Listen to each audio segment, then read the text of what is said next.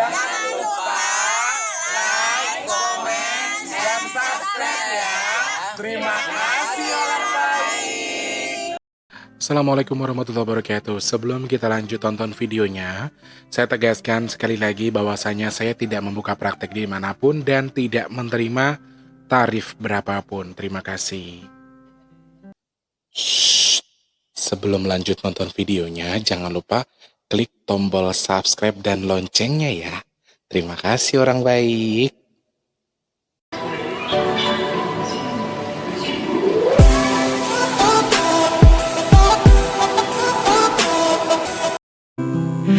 Assalamualaikum warahmatullahi wabarakatuh. Salam sejahtera untuk kita semua. Apa kabar orang baik? Sehat? Alhamdulillahirrahmanirrahim ya. 2 hari sekali seperti biasa Mas Tulus akan hadir menemani kalian di kesempatan pagi, siang, sore, dan juga malam para subscriber Mas Tulus dimanapun kalian berada, dari Sabang sampai Merauke, dari Papua sampai Pulau Rote, baik yang ada di Indonesia sampai yang di luar negeri. Untuk semuanya saja tanpa terkecuali. Aku udah lama gak pakai baju ini guys, percaya gak sih? Dan sekarang udah, hati, subhanallah, aku berarti membengkak coy. gitu katanya gini, kayak temanku bilang, Tulus gimana, keadaannya lagi gimana? Aku bilang aja, alhamdulillah lagi kurang baik, tetap bersyukur dengan posisi apapun. Dengan posisi lagi, kamu lagi susah berarti, gue bilang aja, iya, alhamdulillah iya, sedang dalam masa sulit, gue gituin kan. Jawaban teman kita cuma gini dong, bisa sulit ya orang segede lu gitu. orang sulit tapi tambah gede, bukan tambah kurus ya. Masya Allah ya. Ketemu sama Mas Teh lagi di kesempatan hari ini, edisi siar ke 20 Februari 2021 bareng sama Mas Teh lagi di biasa ya. Semoga tetap dalam kondisi yang baik-baik saja teman-teman. Selalu menunggu video-video Mas Teh hadirkan, selalu menunggu video-video Mas Teh tayangkan, dan pastinya mungkin ngelihat aku tuh kayaknya gimana ya, satu legi gitu loh, setengah tua, lemu, ginu-ginu, jadi hawanya itu menyegarkan. Setelah kemarin kita bahas tentang 6 ciri-ciri ataupun kebiasaan-kebiasaan yang sering kita lakukan, ternyata banyak sekali orang-orang yang ternyata tuh masih banyak sekali yang justru sering banget ngelakuin kebiasaan-kebiasaan itu ya. Satu hal lagi yang memang pengen sekali Mas Teh tegaskan, sebetulnya ada satu kebiasaan yang memang harus dirubah bagi pasangan suami istri yang, mohon maaf sebelumnya, ketika jenengan sudah selesai melakukan hubungan itu hanya cuci muka atau bersih-bersih pakai sabun dan tidak mandi ya. Intinya tidak berhadas besar atau tidak membersihkan secara mandi besar atau mandi wajib. Jadi buat kalau bisa saya minta tolong betul untuk dikurangi kebiasaan itu, karena itu juga termasuk salah satu kenapa kita bisa disisupi jin, kenapa bisa suami kita tercantol sama pelet. Karena apa? Karena satu, suami istri bisa tergoda dengan pelet, dengan sesuatu yang gaib atau sesuatu yang sengaja dipancing oleh orang lain atau sengaja dibuat oleh orang lain. Kenapa mudah sekali terpancing? Karena beliaunya atau mereka atau yang terpancing tadi itu memiliki sesuatu yang membuat mereka terpancing. Ada sesuatu yang terbuka. Nah, terbuka kemudian ditempeli oleh sesuatu dan akhirnya terpancinglah sudah sesuatu yang mau masuk tadi, lebih mudah untuk masuk di orang yang terkena santet atau pelet dari orang lain tersebut, termasuk maaf pelet dari janda ataupun maaf PSK dan lain sebagainya. Jadi itu kenapa suami sering tergoda. Makanya kalau punya kebiasaan sekarang setelah melakukan hubungan suami istri tapi tidak pernah mandi, terus ternyata beberapa bulan atau tahun kemudian suamimu tuh selingkuh atau tergoda kena pelet perempuan lain dan lain sebagainya. Nah itu coba diingat-ingat, pernah nggak sebelumnya melakukan hubungan suami istri tapi setelah itu cuma dicuci terus mandi, nggak mandi tapi langsung tidur, atau maaf saking joroknya cuma dilap terus langsung tidur ya.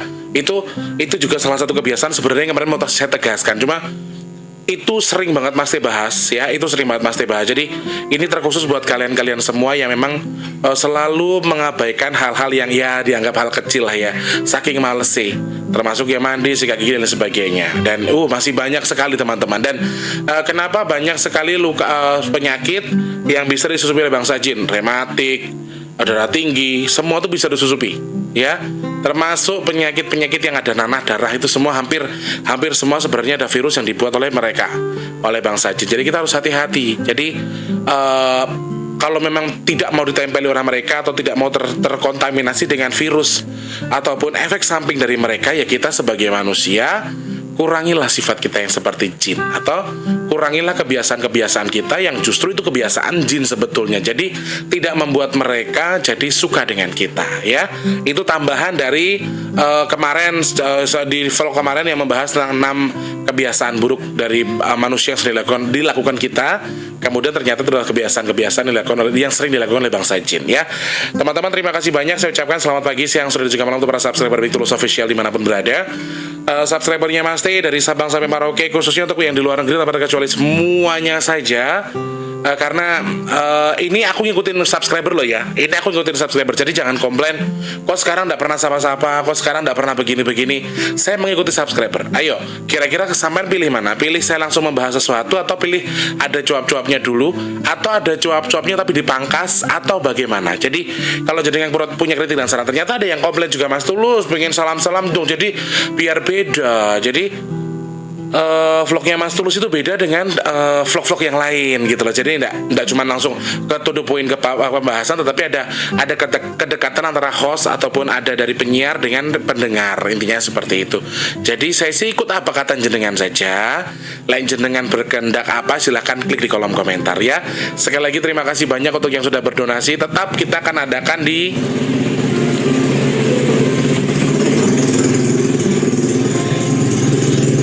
motor api-api le ditebret delit ganti kenal pot iki jane ben ngopo menelek malam minggu coy, masya Allah rame banget di sini itu malam minggu. Itu anak-anak kayak gitu semua, motor RX King lah segala macam, motor wis api-api kok diperwet lagi gitu ngopo jane. Bu aku iki piye jajah bocah-bocah iki bingung kadang-kadang ngerasa iki. Sudah enak didengerin kan, kadang-kadang sampai didorong karena dia takut kan di sebelah ada yang punya anak kecil Terna. Jadi kadang-kadang sampai didorong dari depan ke belakang karena dia takut diomelin. Ya, daripada dibunyi geretek-geretek, mending bikin yang bagus kan enak, jadi ndak terganggu. Tapi ya sekali lagi namanya anak muda zaman sekarang itu susah. Kita kadang-kadang kita ndak sememikiran. Kadang-kadang menurut mereka katanya suara greng-greng itu justru keren. Itu kerennya di situ. Alah. Kayak keren apa to le mau telek po. Buat semuanya saja tanpa terkecuali, insya Allah tetap kita akan melaksanakan pembagian nasi box nanti di tanggal 26 Februari 2021. Teman-teman yang mau meet up ataupun mau nimbrung, mau ikut berpartisipasi, ikut berpartisipasi bersama kita juga boleh banget. Silahkan saja untuk bergabung bersama kita juga, ya. Dan juga untuk semua yang ada di Indonesia, di luar negeri, semuanya semoga saya hanya bisa berdoa semoga terhindar dari sebuah musibah, ya, tanpa terkecuali, karena sudah mengarah ke sini lagi. Wingi mulai luar Jawa sudah mulai masuk Pulau Jawa lagi. Jadi tetap harus waspada, hati-hati. Dan di luar negeri juga sudah mulai, ya, sudah mulai bergoncang itu. Jadi mudah-mudahan segera terangkatlah ini, dan kita termasuk orang-orang pilihan yang terpilih oleh Allah Subhanahu wa taala untuk terhindar dari yang namanya musibah, ya, termasuk banjir dan lain sebagainya. Karena di sini tuh notabene selalu banjir. Cuma kadang-kadang Mas kayak malam tuh kalau terus banget nggak bisa tidur, malahan kayak aduh takut banjir atau ngambang. Karena di sini tuh banjir, ya. Sekali lagi terima kasih banyak untuk semua yang sudah berpartisipasi, baik yang sudah sedekah nasi box, untuk yang sudah memesan minyak bidara juga. Sorry, sebentar. Jadi ini aku kasih contoh, ya. Aku kasih contohnya teman-temannya satu. Bentar, mana ya? Pintunya sebelah mana sih kemarin? Nah ini. Oke. Ini contoh minyak bidaranya. Ini sudah pesanan orang, ya. Ini sudah pesanan. Jadi aku sengaja display karena yang pesan adalah tetanggaku yang di belakang rumah. Jadi ini contoh minyak bidaranya. Mungkin ada yang mirip banget sama persis dengan seperti ini. Harganya jauh lebih terjangkau daripada ini, bahkan berpuluh-puluh kali lipat lebih murah. Jadi aku ndak membicarakan itu salah atau tidak, tapi mohon maaf kalau yang aku jual beda dengan yang itu. Lain jenengan berminat monggo kerso langsung di postingan Mas T di postingan sudah men-share fungsi ataupun manfaat dari minyak bidara itu. Selain untuk ruqyah mandiri, di situ Mas T letakkan juga yang namanya nomor telepon untuk kalian yang mau memesan, ya. Sudah berkurang lagi, tinggal 15 pieces. Kemarin kan 18, sekarang 15. Dan sudah ada satu masuk tapi belum saya balas karena banyak yang harus dikerjakan. Saya harus live dulu, jadi nggak tahu mbak siapa tadi. Foto profilnya sih perempuan, tanya minyak bidara, nanti saya balas, tapi nanti dulu. Sementara saya selesaikan dulu vlog hari ini ya. Untuk semuanya terima kasih banyak sudah berbagi rezeki, sedekah tanpa terkecuali. Dan saya juga dapat kabar kalau masjid yang di kampung juga sudah mulai berdiri juga lumayan, sudah bisa digunakan untuk beribadah, alhamdulillah. Jadi saya hanya bisa berterima kasih. Semoga apapun yang jenengan sedekahkan diijabah oleh Allah Subhanahu wa taala hajatnya ya. Amin. Kira-kira kita mau bahas apa Mas Tulus hari ini? Ada banyak yang bertanya-tanya sebetulnya tentang ini sih sudah sering saya bahas sebenarnya ya. Ini sudah sering saya bahas, akan tetapi memang belum secara global atau secara lebar memang belum saya lebarkan, atau secara physically memang terkadang saya genggam tapi tidak terlalu saya lebarkan karena seperti biasa terkadang orang-orang seperti kami ini ada sesuatu yang bisa disampaikan, akan tetapi ada juga sesuatu yang tidak bisa disampaikan begitu saja. Tapi tetap harus ada yang ditahan. Maksudnya, paham nggak sih maksudnya? Jadi kadang-kadang kita tidak bisa melepaskan mulut kita sesuai dengan apa mau kita. Ngoceh, meromet, apa yang mau disampaikan tidak bisa disampaikan begitu saja. Tetapi tetap harus ada batasan yang kita genggam, ya. Ada sebuah pertanyaan ke saya, enak enggaknya jadi seorang indigo itu gimana Mas Tulus? Jadi saya tidak pernah menegaskan kalau diri saya itu indigo ya teman-teman. Tapi beberapa teman-teman bilang kalau saya indigo. Itu sebenarnya teman-teman yang bilang, bukan saya. Saya tidak pernah menegaskan kalau saya itu indigo. Jadi kita akan bercerita ringan dulu, bercerita tentang keringanan kita, ciri-ciri saja ya. Kita anggap ciri-ciri anak yang memiliki kemampuan lebih atau ciri-ciri anak indigo. Itu aja gitu nanti ya, gampang ya. Pembahasannya seperti itu. Jadi ciri-ciri anak indigo, kemudian suka dukanya menjadi seorang indigo itu apa? Nah, itu sebenarnya pertanyaan sudah sering banget Mas T, secara nggak langsung kayak yang ya setengah ngomong, setengah apa namanya, setengah menjelaskan tapi nanti selipin gitu. Cuman memang nggak secara detail seperti itu. Dan banyak sekali orang-orang tua zaman sekarang yang begini, memiliki anak kecil tapi mereka sering berbicara sendiri tapi dianggapnya anak itu gila.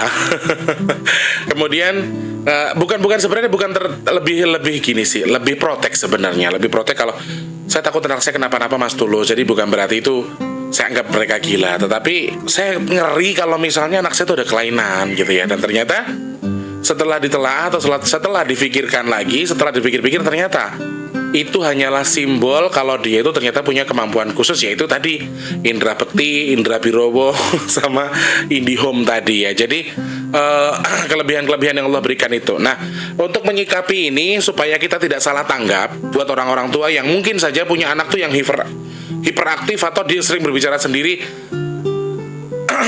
Tidak selamanya anak yang suka berbicara sendiri itu kita anggap dia bisa melihat hantu atau bisa melihat jin, kemudian dia disebut sebagai anak indigo. Tidak selalu seperti itu. Tapi terkadang ada anak kecil yang memang imajinasinya itu cukup bagus. Imajinasi dalam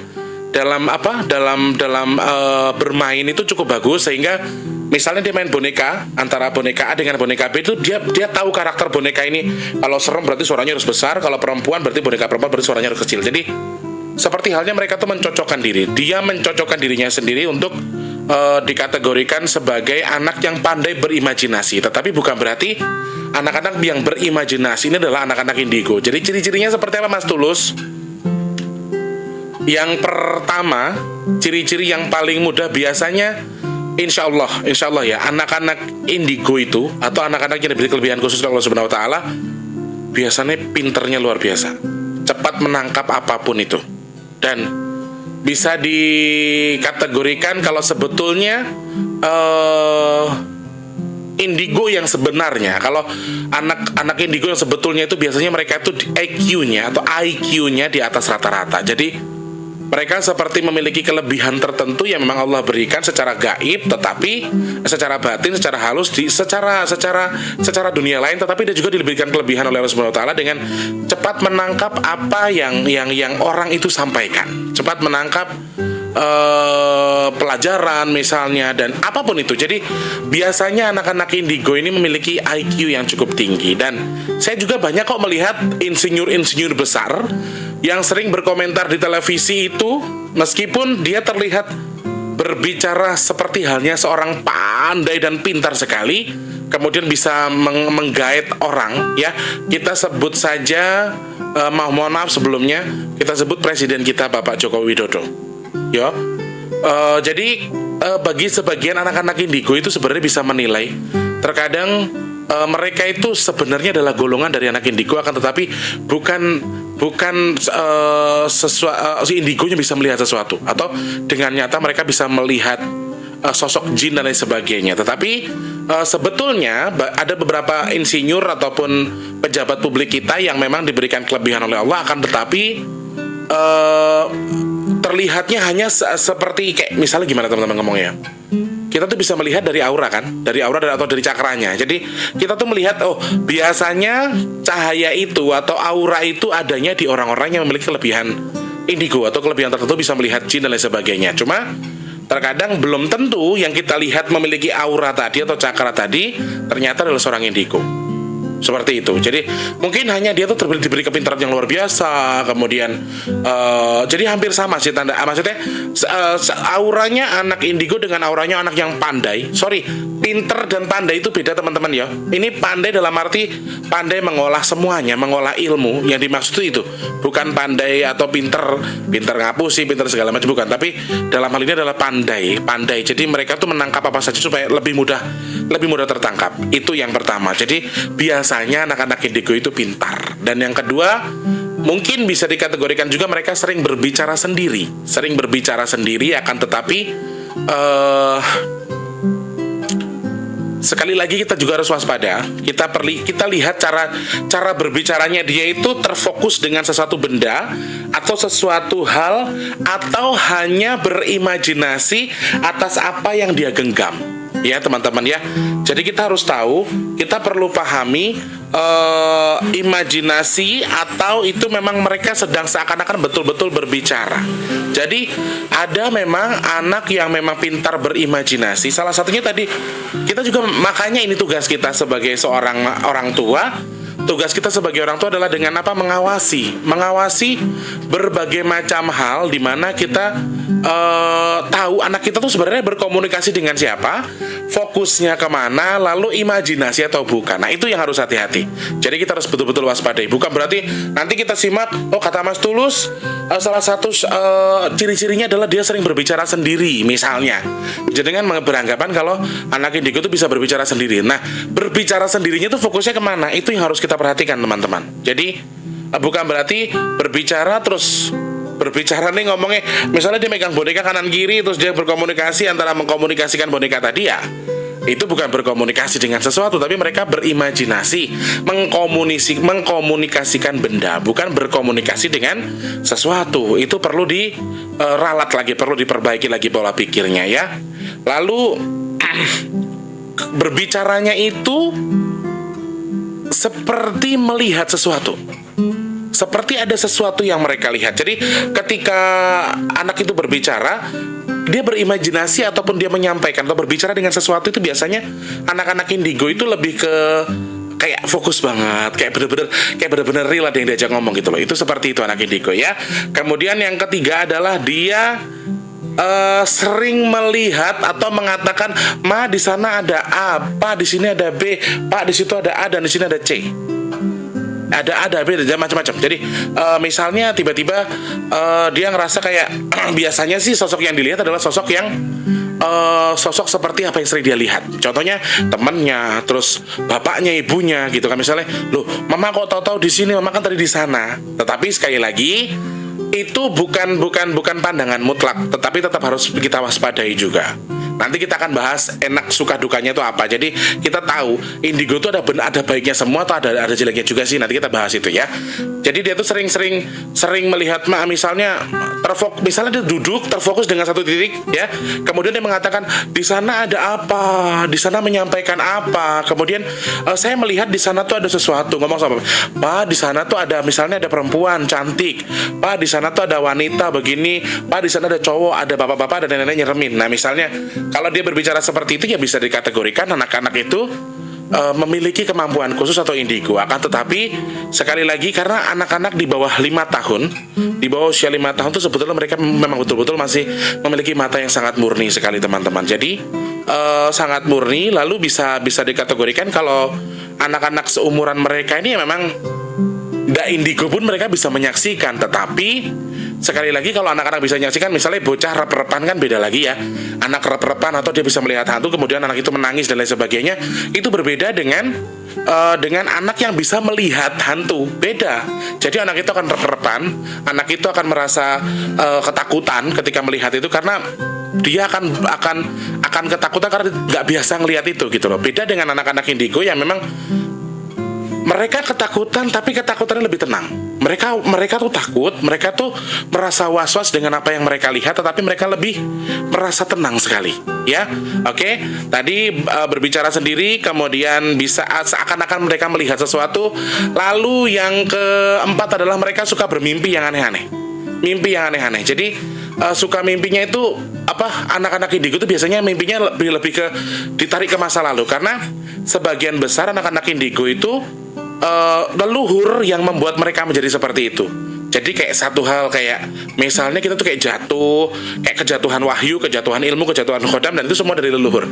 Dan biasanya yang digambarkan mimpinya itu adalah sebagai gambaran masa lalu. Seperti contohnya kerajaan, atau dia melihat siluman tapi bajunya itu masa lalu lah, zaman-zaman kerajaan. Jadi bermimpi bertemu dengan perempuan atau bertemu dengan ular atau hewan-hewan yang menyeramkan yang simbolnya bangsa jin, sebetulnya seperti itu. Dan notabene sebenarnya teman-teman, anak indigo atau anak yang bisa menyaksikan bangsa jin tadi, sebetulnya kenapa bisa melihat sesuatu yang sesuatu yang frontal, sesuatu yang tidak bisa kita lihat. Kenapa mereka bisa melihat itu? Karena sebetulnya juga ada bantuan bangsa jin di situ. Jadi kayak saya bisa melihat jin, saya bukan berarti itu saya sendiri atau pure saya yang bisa melihat jin, tetapi bisa jadi mungkin saya ada yang membantu, ada bangsa jin juga yang membantu itu gitu loh. Jadi tidak seharusnya seperti itu. Dan yang terakhir adalah anak-anak indigo ini biasanya memiliki kadang suka celoteh, yang celotehnya itu bener gitu loh teman-teman. Jadi kayak, mama jangan kesana, ntar mama kenapa gitu. Jadi seakan-akan dia tuh jadi tameng buat orang tuanya, dia tuh seakan-akan jadi tameng buat keluarganya. Kamu jangan kesana, tapi ternyata kamu tetap ngeyel. Jadi seperti halnya mengatakan sesuatu yang terkadang itu yang kita nggak pikir sebelum, tapi kok ternyata nyata semua. Itu salah satu ciri-cirinya sih anak-anak indigo seperti itu. Jadi kadang-kadang kita sebenarnya kita sudah diingatkan, ma jangan kesana, tapi dengan lantangnya kita udahlah kesana aja misalnya gitu ya. Jadi kayak yang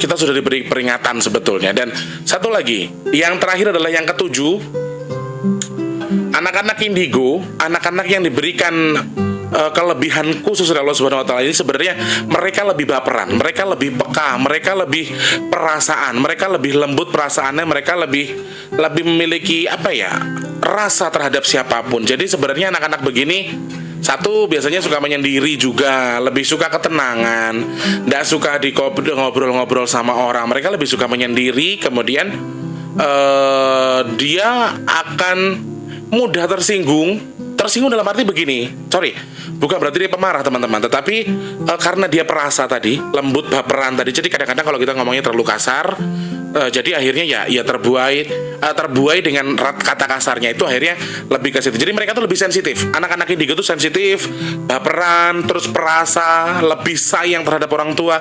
Biasanya anak-anak indigo tuh seperti itu. Jadi beberapa tipe tadi bisa kita jadikan sebagai beberapa wacana untuk menandakan anak kita tuh indigo atau bukan sih. Akan tetapi sekali lagi tetap harus ada pengecualian. Dan sekarang juga sudah banyak kok tes medis ataupun tes dari psikolog yang menunjukkan anak ini indigo atau bukan. Jadi ini punya kelebihan atau tidak. Dan indigo itu juga berbagai macam ya teman-teman. Ada berbagai macam tipe, berbagai macam tingkatan.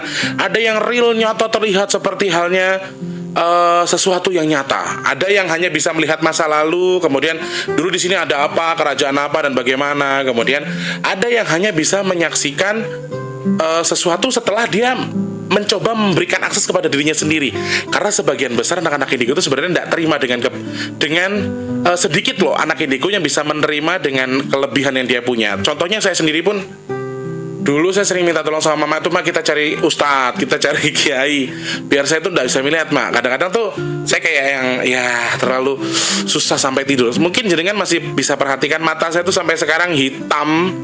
Itu tuh sebenarnya itu jawabannya. Jadi sebagian orang bilang, kamu begadang melulu. Ya begadangku karena apa kan kalian nggak tahu gitu loh. Jadi ini alasannya. Kemudian itu beberapa ciri-ciri bisa jadi anak kita tuh indigo. Terus ada yang bilang juga nih, ini klarifikasi teman-teman ya. Mas Tulus, apa anak indigo tuh nuakal banget? Belum tentu juga. Belum tentu juga. Jadi kadang-kadang anak itu memang anak kecil kan kadang-kadang kalau susunya bagus, kemudian nutrisi atau yang dia terima bagus tuh anaknya juga aktif. Anaknya aktif dengan banyak bergerak, nggak mau duduk dan lain sebagainya. Bukan berarti anak itu juga indigo. Dan justru sebenarnya anak-anak indigo tuh bukan hiperaktif teman-teman.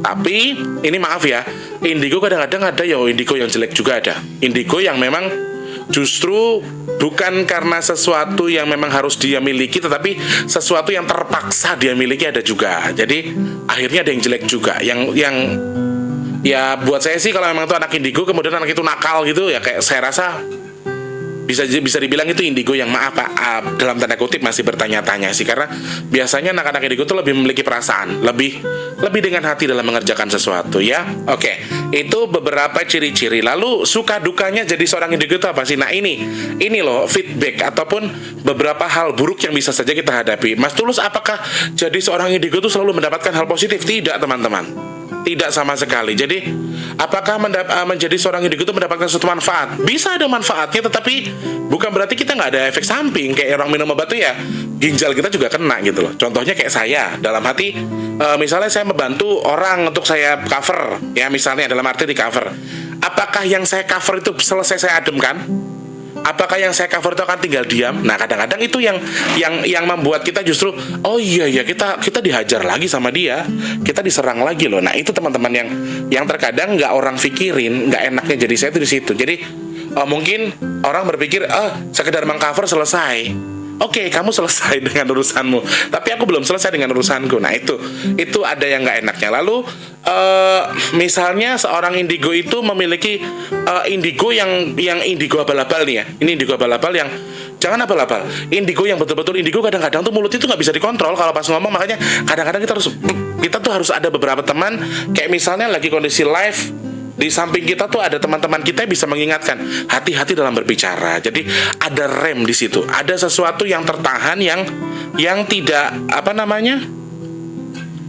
tidak bisa kita ungkapkan semua. Misalnya membahas tentang sosok genderuwo itu asalnya apa sebenarnya, lalu bagaimana tuntasnya, lalu ini apa. Jadi ada sesuatu yang bisa kita buka, ada sesuatu yang harus kita tahan, dan ada sesuatu yang tidak bisa kita asal jeblak gitu loh. Misalnya jadi kayak kamu tuh ada, misalnya hal kecilnya adalah ketika kamu melihat seseorang, orang itu punya keris di badannya, di badanmu ada kerisnya.